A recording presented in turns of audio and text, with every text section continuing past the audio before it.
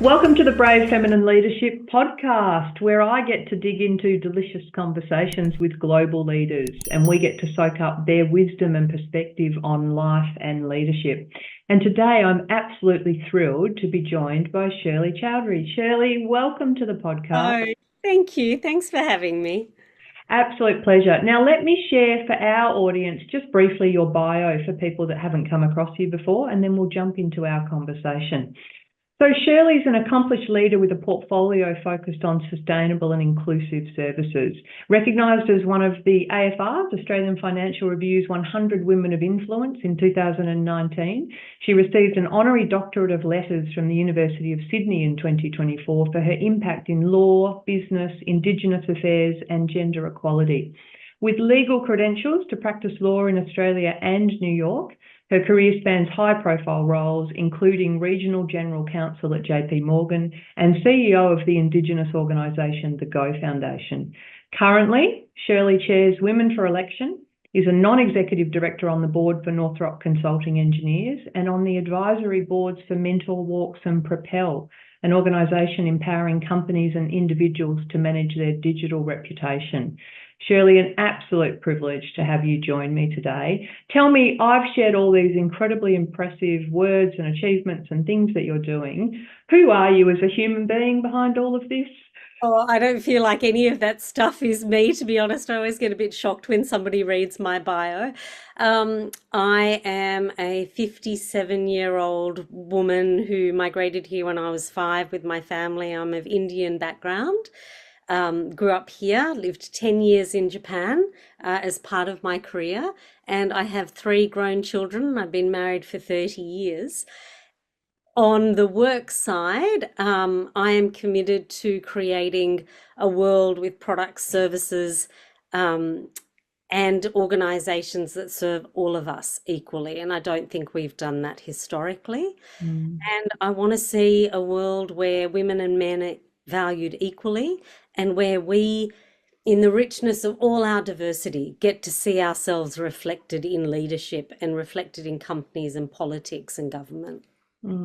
Fantastic. I've got so many questions and so many areas I want to dive into with just that one statement, but let's work our way briefly through your career. I know it will be incredibly interesting for our audience to kind of hear how have you navigated, what are some of the career milestones, high points, decisions along the way? What would you share?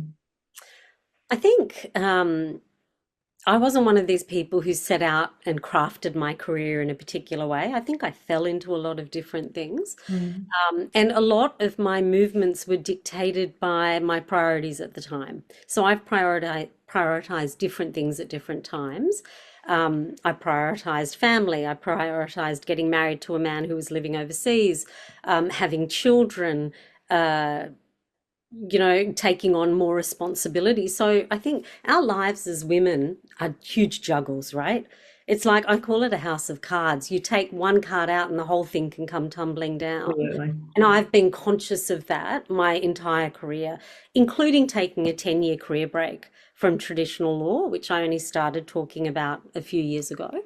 So I went to uni here, finished uni, and then met my current husband, my only husband. I don't know why. My current husband. He's on notice. No, exactly. And then moved to Japan. He was living there. So lived there for 10 years and worked for a New York law firm and JP Morgan while I was there. Then came back to Sydney and I had a sick parent. So working the 110-hour weeks that I was working just wasn't feasible. So then I did lots of not-for-profit work and volunteer work, and I wrote a biography for a POW, and I did a number of other things. And then the GFC hit, and my husband, who was in finance, decided to stay at home and look after the kids. So he began 10 years at home, and that allowed me to get back out into the workforce and spend more time on my career. So then I was a lawyer, and then I wanted to run a P&L. So then I moved into a CEO role of at the Go Foundation and did that for 4.5 years.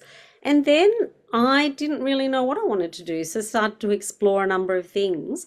But I think I've mentioned to you that I had this mantra, because I'm quite risk averse, had a mantra that says that said, say yes until there's a reason to say no. Mm. And that led me to a whole bunch of opportunities that I never ever imagined. And so now I run a portfolio, but I run it in a way that is unique to me. I don't just do boards. I've got boards, I've got some advisory boards. I sit on one of the things I hadn't mentioned in my bio, I sit on the one of the external Senate committees at the University of Sydney. And so and I speak, I go around speaking and I do some consulting in the Indigenous space. So I've crafted a portfolio and I teach. So I've crafted a portfolio that works for me. And Mm. I think if there's one theme that I look back on, like my red thread in terms of what I did, it's being true to myself, being authentic to my own needs and my family's needs, and swapping, I think, those priorities out from time to time, sometimes week to week, Mm.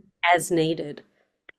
So can I ask, I know that you only recently started talking about that career break, and I know, and I've heard that where you talk about there was some shame attached to having had a career break. I don't want to spend too much time on it, but I do want to ask a couple of questions. And I think the first one is, well, more an observation than anything else. So you're referring to a career break that involved writing a book, sitting across a whole lot of not-for-profit. Where was the break part in there?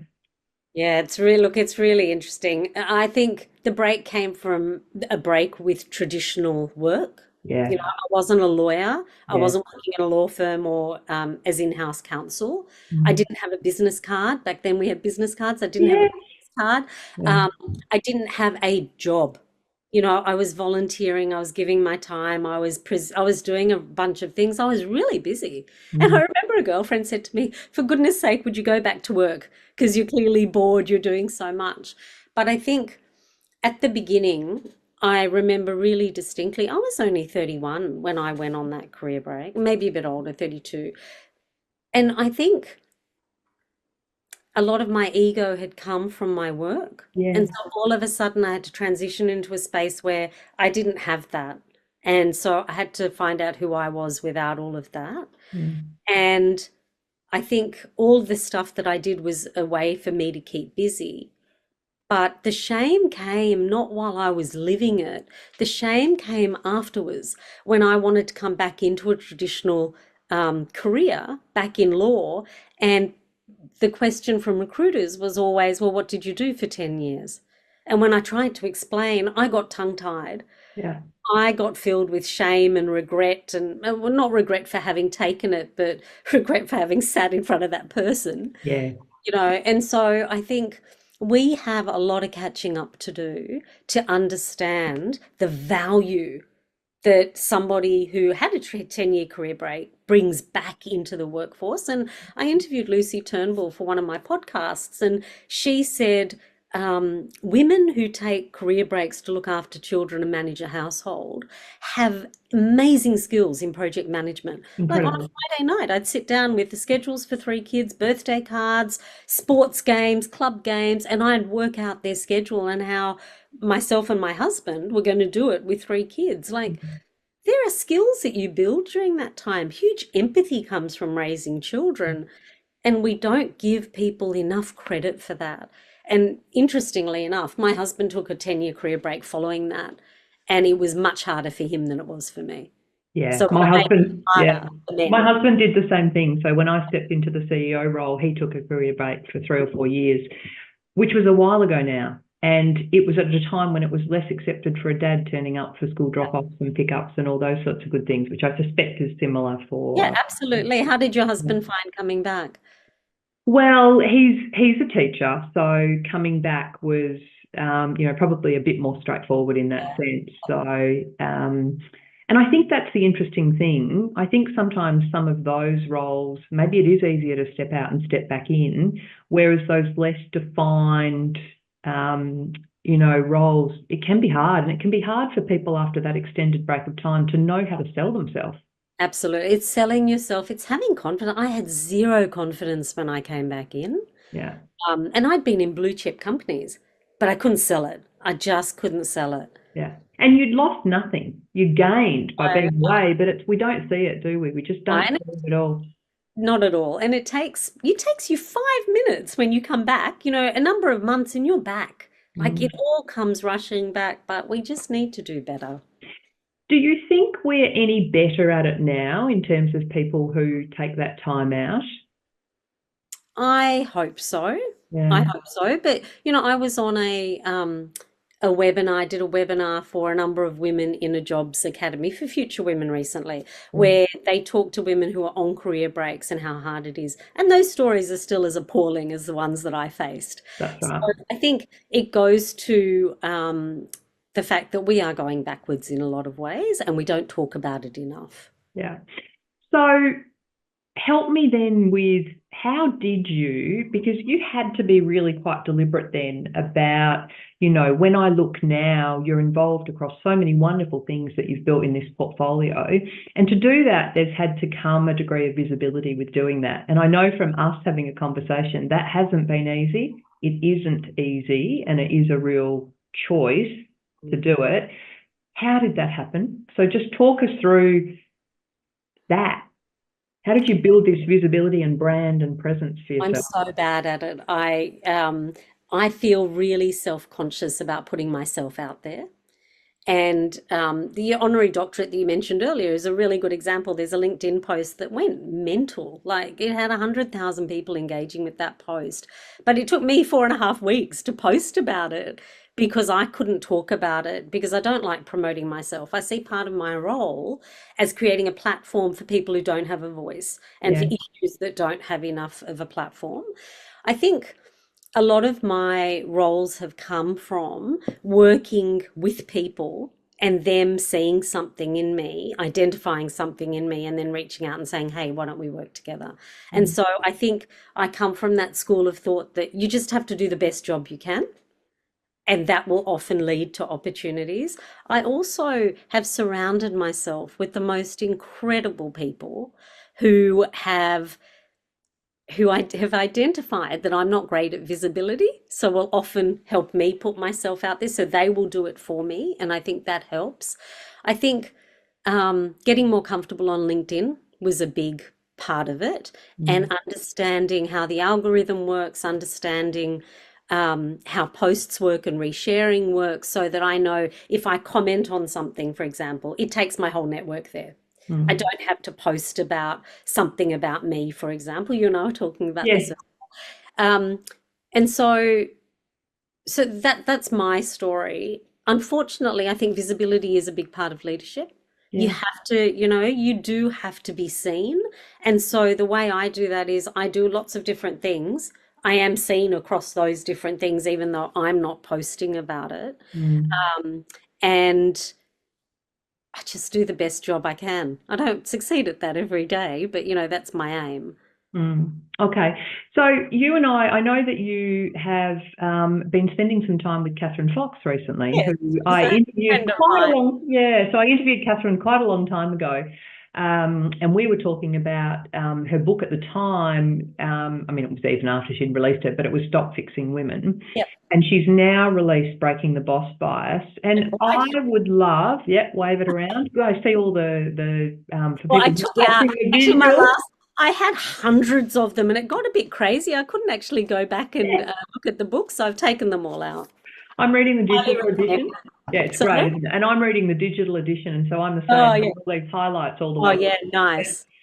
I would love your perspective on something. One of the sort of points in there that I talk about a bit really is that there's a traditional model of leadership, and Mm. leadership being perceived as a masculine trait. And Yeah. I'd love your perspective on that. And I'd also love to hear, do you agree with it? And has it ever impacted on your career? So, I don't think what Catherine is saying is that leadership is a masculine trait. I think what she's saying, and apologies for Catherine for paraphrasing you, but I think what she's saying is that we've gotten so used to Yeah. leadership being considered masculine, right? Exactly. And I was at when Jacinda Ardern came out here recently, she spoke to me and 13,000 of my best friends in the ICC, and she asked everyone to do an exercise. She said, close your eyes And she started describing a leader, a world leader, a leader of companies, somebody who walked into a room, commanded the room. Now, this is her asking us to do this Yeah. exercise. And then when she finished the exercise, she asked everyone to put up their hand if they thought of a woman, and less than half. So the room was predominantly women. The speaker was a very well-known famous woman. And even then, we all got caught out thinking not of a woman when we thought of that exercise, when we did that exercise. I think one of the greatest challenges of our time is that we have to challenge ourselves to look at leadership in all its guises. We have been raised to think of leadership as a white 50 to 60-year-old male, tall, in a suit, who walks into a room, commands that room, can be a bit arrogant and a bit bossy, but that's his leadership. We don't think of a woman in a hijab or a sari, or a woman who looks like me, or a woman who's an introvert, or a man who's an introvert for that matter. I think we need to start challenging ourselves and ask ourselves, how do we develop leadership across that whole spectrum? Because, and we talk about hiring on merit. There is no way that for the last hundreds and hundreds of years we have hired on merit if we have only hired 50% of the population. Absolutely. Right? So we've never hired on merit. So I don't understand why it's become the focal point of that debate now. I think we have to think of all the ways that our structural barriers and our unconscious barriers operate to shut the door on people like that. And I think one of the challenges is we think of it in a tokenistic way, because we open the door, we give them a seat at the table, and I've had this experience. You have a seat at the table, but then our views are so different. They're actually quite confronting. And I think I'm a safe pair of hands. I don't think my views are right out there. But I will often be the person who asks about our Indigenous people and our effect on community, and thinking of shareholder value in a much broader way, not just financial return. And whilst I don't think that's the domain of people who look like me, I think that's the first port of call that we go to. And so we need to constantly be asking the questions. And that's the only way we're going to break down some of those barriers. It's fascinating to me, the whole stop fixing women, and there's a whole language and rhetoric in there around organisations need to take a look at themselves, and there's tips on organisations to do this. But who's doing the work? Women. Because when you talk about organisations, Women. you're talking about people. And it is largely the women doing the work. I don't know, the reflection I often have, Shirley, and I'd love your perspective on it, is there's this line that is stop fixing women, which I wholeheartedly agree, because there's nothing wrong with female leaders, but they're still operating in a situation where the experiences you've talked about, whether it be returning from work or whether it be the only voice in a room or a situation, it's perceived differently and it's harder. I still think there's a space where people need help in navigating that. Absolutely, absolutely. And I face this every day. And I told you earlier today I had a really shitty day, and that's part of it. Yeah. That was absolutely part of it. And so I think there is work to be done. Companies need to think about the spaces where they don't have a gender balance. So generally, it'll be boards and leadership teams. And I think companies are starting to get a gender balance at the graduate level, but then it falls off. And a whole heap of reasons why it falls off. Yeah. But those barriers you can address them. They're addressable. But it needs hard work. It needs commitment from senior leaders, often male. You need a male champion. You need to explain the reasons why that work is important. And you need to be prepared. Equity is not about giving both sides the same opportunity. Equity is about recognizing that some people are down here and you need to raise them to have an equal playing field.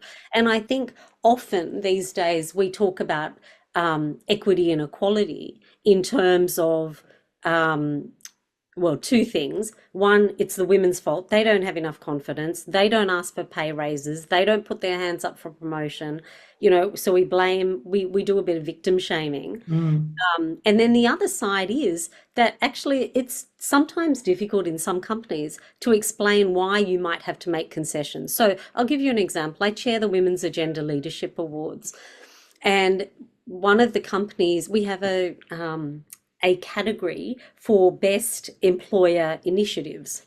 And the company that won, which was Jets Fitness this year, they have created a whole suite of programs for mainly women, but some of them are for parents. Mm-hmm.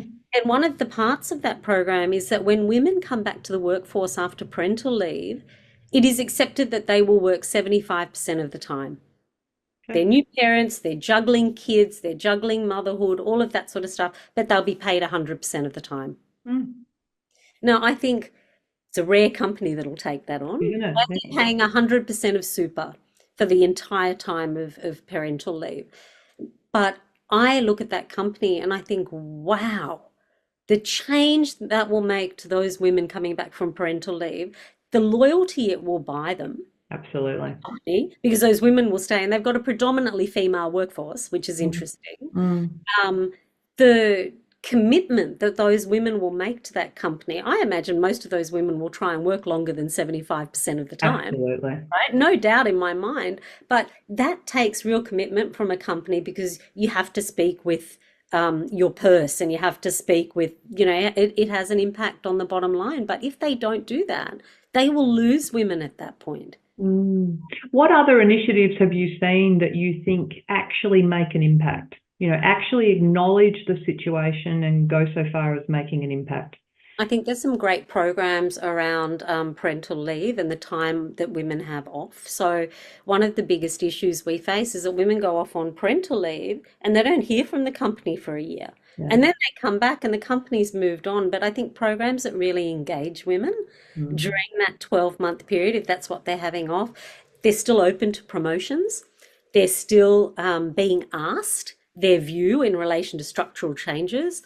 There's learning opportunities for them. I don't know a mother that wouldn't like to engage with their workplace during that time, because you actually feel quite isolated. So those programs are great. The programs that address this gap in superannuation, the programs that have done a pay equity, a gender pay gap review and have tried to address that. I think there's lots of programs out there that are doing a really good job. Mentoring programs to get women to, one, stay in the company, but two, to actually put themselves forward. Yeah. There's nothing, I don't think I'm unique in any way. And so the issues I've had, everything that we always face, a lack of self-belief, a lack of self-promotion, not wanting to ask for more money, all of that stuff, they're things that you can receive mentoring for from senior men and women in the organization or outside the organization. And that stuff really helps.